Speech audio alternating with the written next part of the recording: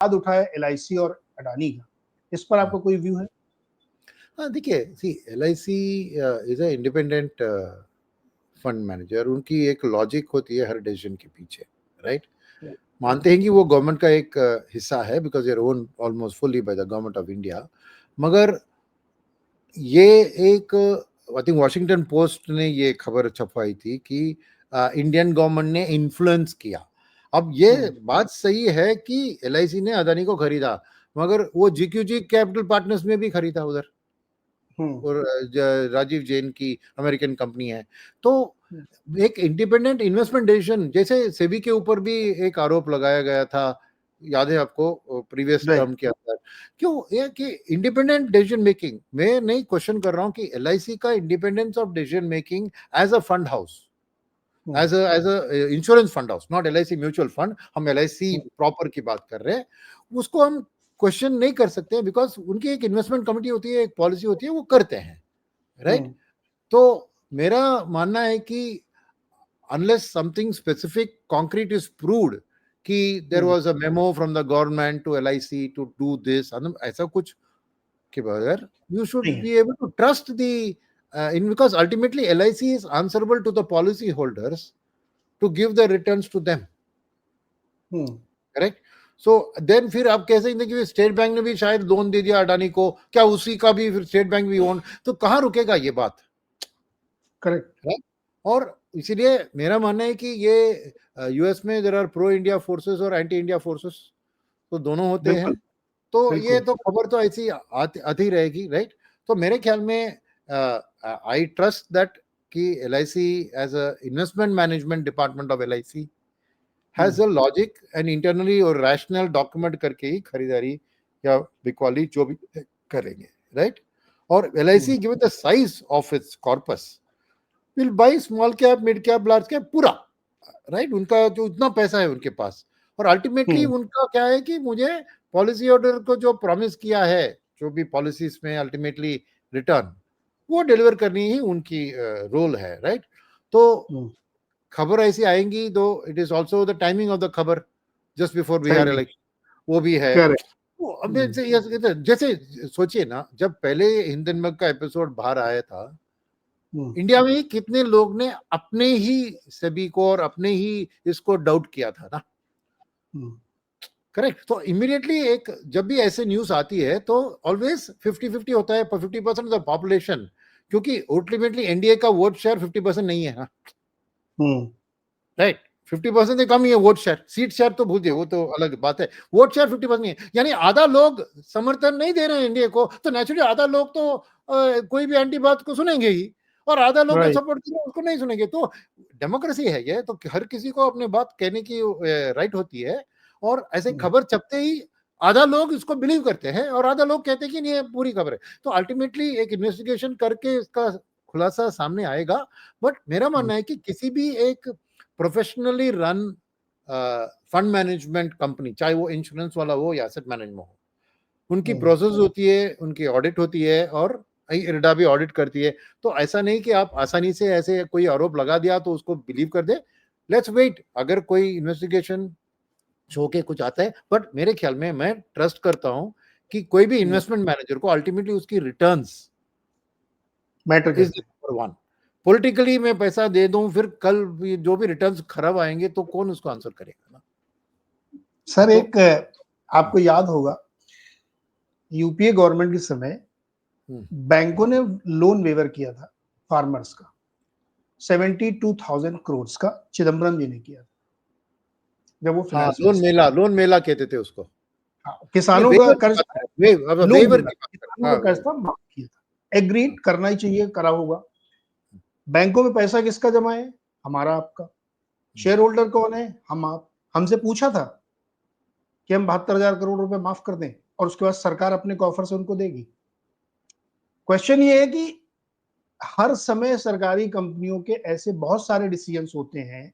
UPA 1-2 के समय इतनी सारी restructuring, corporate debt restructuring under the aegis of RBI की गई थी, उसमें बहुत सारी प्राइवेट कंपनी को फायदा हुआ था।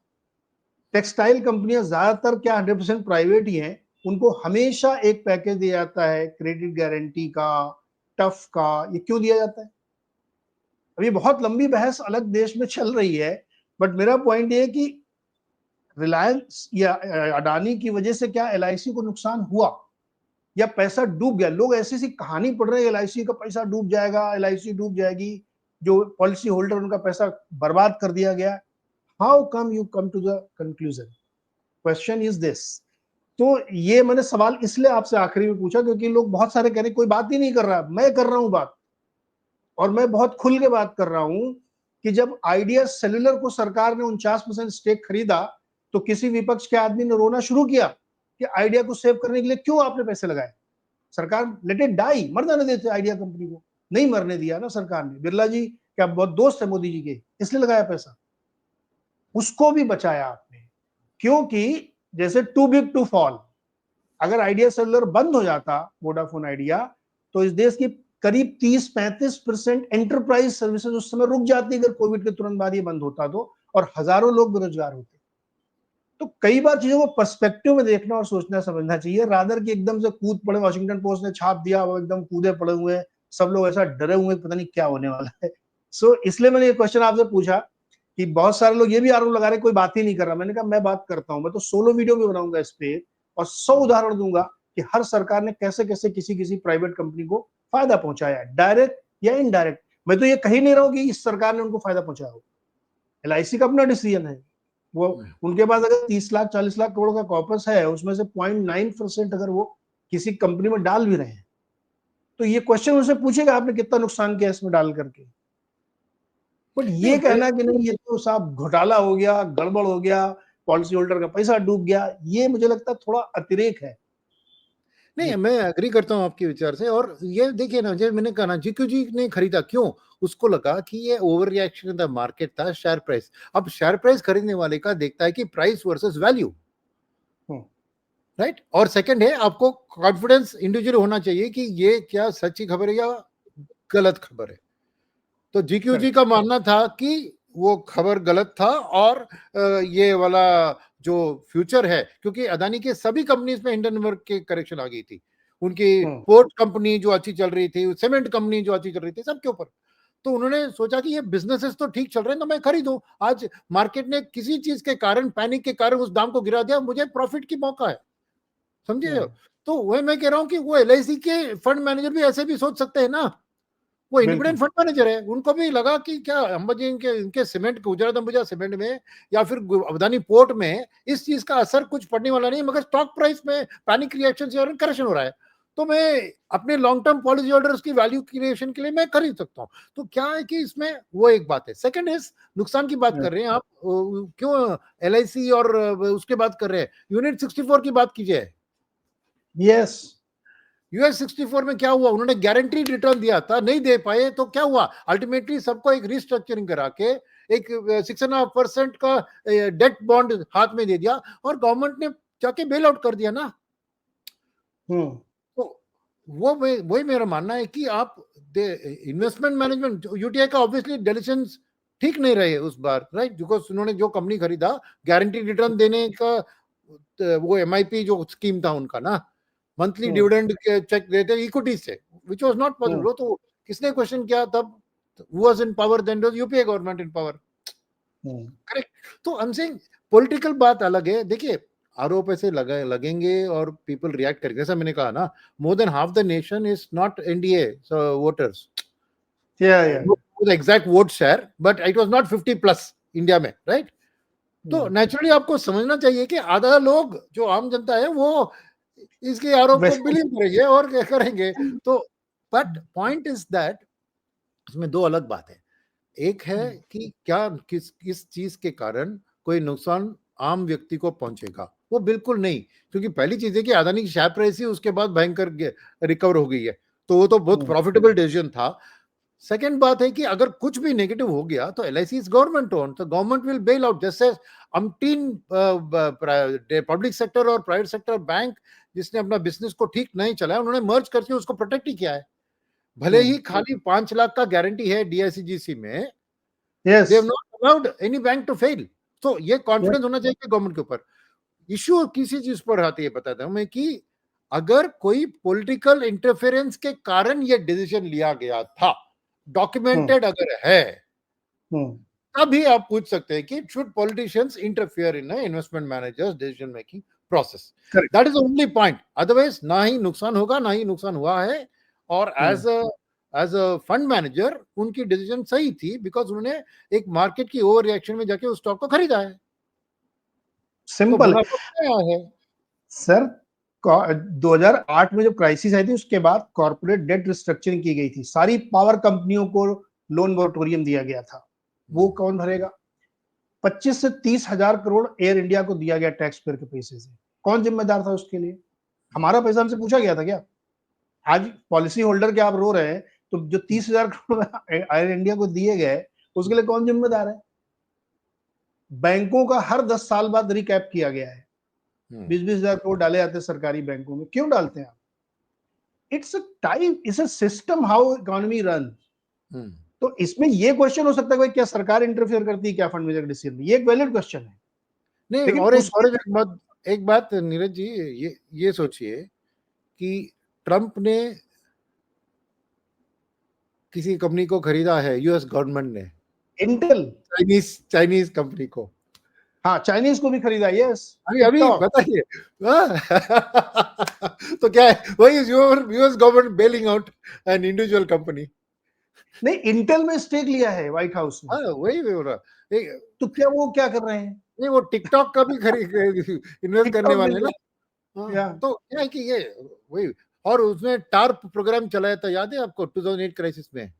सभी गाड़ी कंपनी को उन्होंने बेल आउट किया. दे गिव फ्री, जो ओल्ड कार सरेंडर करके न्यू कार खरीदो, तो उन्होंने पैसा हाथ में दे दिया. तो गवर्नमेंट्स करती है. तो मैंने देखिए, वही मैं कह रहा था जस्ट टू समराइज, ये चीज के कारण किसी भी एलआईसी के पॉलिसी होल्डर के लिए कुछ भी नुकसान नहीं होगा. Point is whether ethically, morally वो पॉलिटिकल इंटरफेरेंस हुआ था कि वो डिसीजन में वो सही या गलत हुआ, वो बात अलग है. क्योंकि आज सही हुआ है, because Adani share prices have recovered. ठीक है, तो वो बात, but it's not, that's not the way to look at it. Right?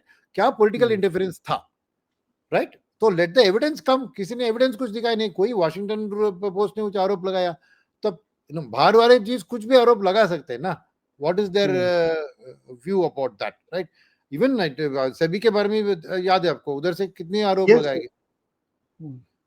तो अल्टीमेटली, तो at least as far as the policy holder और ये सब बातें, किसी को फिक्र करने की जरूरत नहीं है. किसी को, कोई भी व्यक्ति को कुछ भी नुकसान नहीं होगा इसके कारण. कोई प्रॉब्लम नहीं. एग्जैक्टली. तो ये चर्चा हमने इसलिए छोटी सी कर ली क्योंकि ये बहुत जरूरी थी. और मेरा तो बार बार ये क्वेश्चन होता है कि आइडिया को सरकार क्यों बचा रही है? 49% स्टेक लेके क्यों बैठे हैं आप भाई? ऑलवेज सिस्टमेटिकली इंपॉर्टेंट इंस्टीट्यूशंस को प्रोटेक्ट करना गवर्नमेंट का रिस्पॉन्सिबिलिटी होता है. यस. आप बड़ी कंपनियों को जो इकोनॉमी को मिरर करती हैं, उनको ऐसे बर्बाद नहीं होने दे सकते. 3-4 बैंक हैं जिनको टू बिग टू फॉल की कैटेगरी में डाल दिया गया है. प्राइवेट बैंक है, उसमें क्यों डाला आपने भाई? आपको क्या लेना देना, फॉलो जाने दीजिए. बट इकोनॉमी ऐसे ही चलती है. तो इसलिए हमने कहा कि इस पर बातचीत कर ली जाए कि जो शेयर होल्डर है या जो पॉलिसी होल्डर है एलआईसी के, वो घबरा ना जाए सुन के कि भैया हमारी कंपनी के साथ पता नहीं क्या कर दिया गया सरकार ने. चिंता करने की कोई जरूरत नहीं, ऐसा कुछ नहीं हुआ है. बी कॉशियस, बी नॉर्मल, कोई दिक्कत की बात नहीं है. तो सर, बहुत इंटरेस्टिंग चर्चा थी, बहुत मजेदार बातचीत हुई, इसमें हम लोगों ने काफी डिस्कस किया. अगला हफ्ता बहुत इंपॉर्टेंट खबरों के लिहाज से देखते हैं क्या होता है. उसके बाद हम लोग फिर नेक्स्ट वीक बैठेंगे, क्योंकि इसमें से बहुत सारी खबरें हो चुकी होंगी और अगले हफ्ते की नई तस्वीर हम लोग यहाँ पे लेंगे. बहुत बहुत शुक्रिया सर हमारे साथ जुड़ने के लिए. बातचीत